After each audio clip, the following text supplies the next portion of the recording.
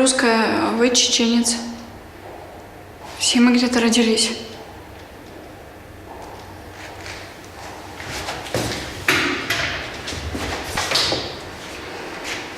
Вы идете?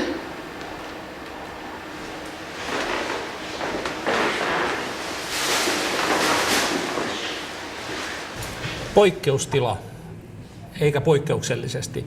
Tatjana ja Ruslan Susi, tervetuloa pieneen muotoiseen haastatteluun. Te ette tunteneet tuossa äskeisessä pätkässä toisenne ollenkaan. Oliko näin, Ruslan? Kyllä, se on totta. Ja oltiin ihan vieraana siellä.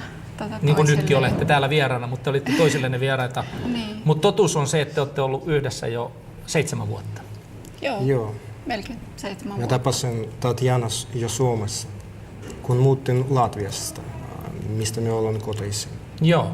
Ja Ruslan, sullahan on, sä vähän tykkäät katsella enemmän kuin muut noita tähtiä. Oliko näin? Kyllä, sinä kaikki tiedät. No mulla on tänne annettu, en mä muuten, totta kai mä tykkään